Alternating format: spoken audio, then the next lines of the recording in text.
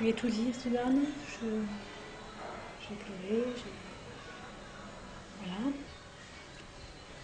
Donc elle m'a aidée, elle m'a fait aller dans un camping qu'elle connaissait bien, donc la personne n'a pas vraiment demandé mon nom. J'ai payé d'avance. Voilà. Donc on a été là pendant 15 jours en mobil-home. Ce que je propose, c'est que à partir du moment où vous êtes parti en cavale, vous ne nous donniez pas d'indices parce que, en fin de compte, ça ne nous intéresse pas. Ça risquerait de mettre dans l'embarras les gens. Donc allons à l'essentiel. Alors, votre cavale, sans savoir où elle est, a duré combien de temps? Elle a duré 2 ans et demi. 2 ans et demi. Pendant 2 ans et demi, vous êtes resté en France. Et vous avez trouvé le moyen de subsister, trouver des logements J'avais un petit peu d'économie. qui vous ont permis de tenir 2 ans et demi. Qui m'ont permis de tenir 2 ans et demi. J'ai été hébergée la plupart du temps. Oui. Vous avez trouvé des gens pour vous aider, donc. Voilà. D'accord. Ne m'en dites pas plus. Comment ça s'est... Pardon. Comment ça s'est fini, cette escapade? En fait, je faisais du stop avec les enfants. Vous n'aviez plus de voiture? J'avais plus de voiture. Comment ça s'est passé? Mauvaise affaire? Mauvaise occasion? Un coup de pas de chance encore. Oui. J'ai eu un accident et j'ai laissé la voiture Ah, sur place. d'accord. Et le jour de l'accident, vous avez été amené à faire du stop pour vous déplacer? Le jour de l'accident, non, je suis partie autrement. Oui. Enfin bref. Vous avez dû faire du stop à un moment donné? Oui, parce que c'était depuis 1 an que j'avais plus de voiture. Ah, ok. 1 an plus tard, 1 an après votre accident. Et pendant 1 an, vous êtes arrivé quand même à vous déplacer sans voiture? Oui, oui. J'ai du stop régulièrement. Ouais. J'imagine que ça n'a pas dû être facile, votre vie. C'est plus facile que d'être dans la société persécuté par Oui. les gens. Ouais.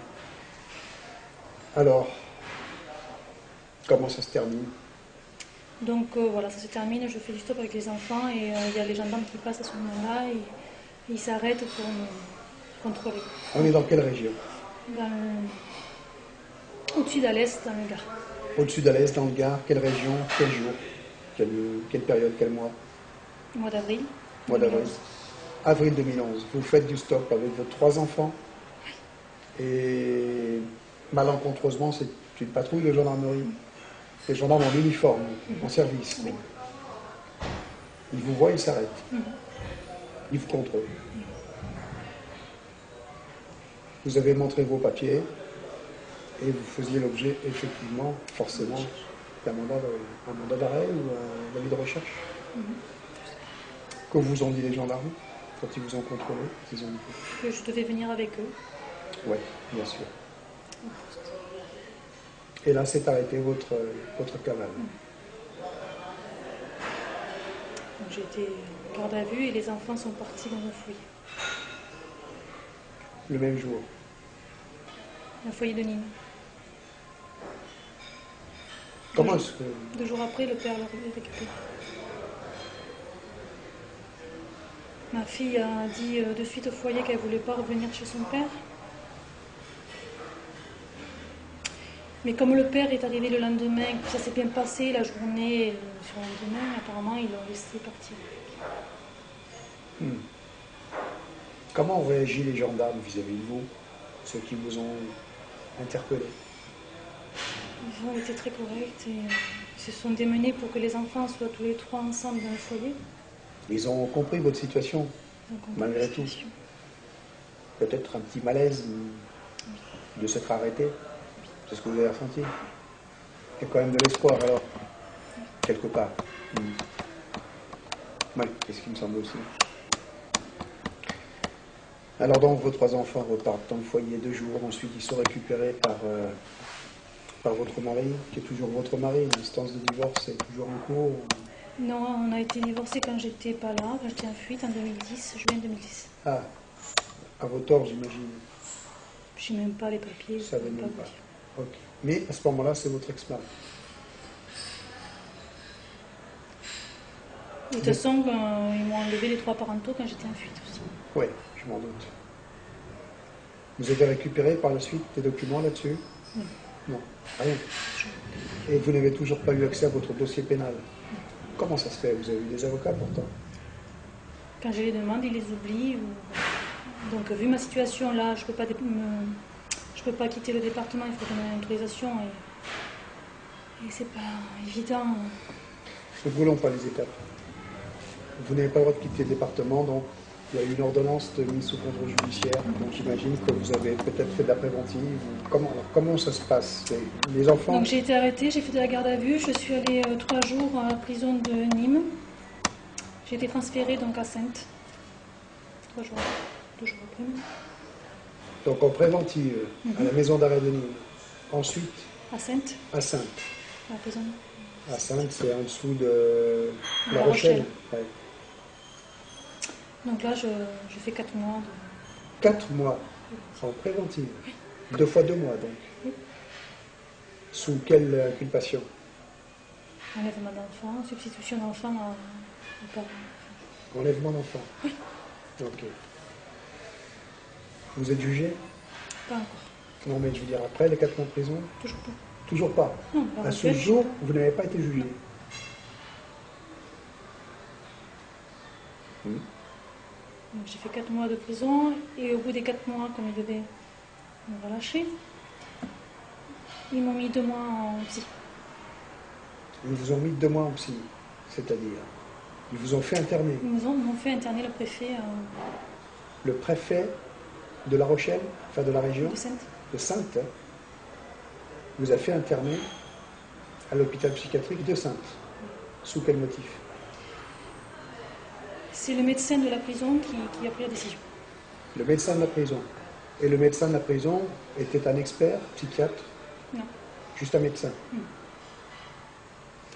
Et c'était suite aussi au rapport psychiatrique que j'ai eu en prison. Il y a eu 2 rapports psychiatriques. Comment ont-ils été menés, ces rapports psychiatriques? Les entretiens sont passés en prison. Les psychiatres sont venus vous voir en prison? Comment vous ont-ils semblé? Partiaux, impartiaux, corrects, pas corrects? Ça allait. Ça allait. Mais, par contre, la sentence est tombée derrière. Ok. Vous vous attendiez à cela, j'imagine? Non, il y avait le dernier psychiatre que j'ai vu en dernier. Il m'a dit je reviendrai sûrement pour un autre entretien. Donc il n'est jamais venu, il a fait son rapport. Le rapport que vous avez vu était fait par le deuxième psychiatre? Les deux. Les deux. J'ai 2 rapports. Vous avez avec vous ces 2 rapports? La conclusion? Et la conclusion, j'ai des propos délirants et il y a l'autre même qui dit qui tendent vers la paranoïa. Oui, bien sûr. Et donc, sur la base de ces 2 rapports, le préfet de Saintes vous fait intervenir? Même pas, c'est suite, je vous dis, à la demande du médecin de la prison. À la demande du médecin de la prison, d'accord. Vous sortez de prison, au bout de 4 mois de préventive, et là vous êtes interné. D'office. D'office. Je sors pas, en fait. Vous ne sortez pas? Ok, fantastique. Combien de temps vous faites en internement? 2 mois. Tout de même, 2 mois. Traitement? Du Risperdal, 4 mg. Pardon? 4 mg de Risperdal. 4 mg de Risperdal par jour. Dans quel état vous étiez? Vous vous rappelez un peu? Oui. Très difficile de se concentrer, d'avoir de la mémoire, de parler, puisque les mots ne venaient pas, puisque les mots n'étaient plus en mémoire. Oui.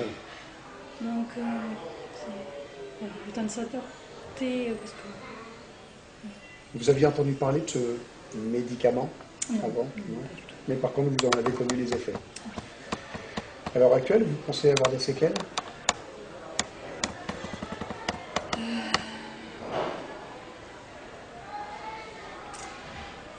Je sais que c'est...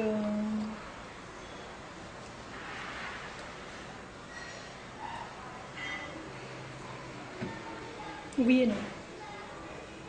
Je pense que je l'ai pas mal évacué. Clairement.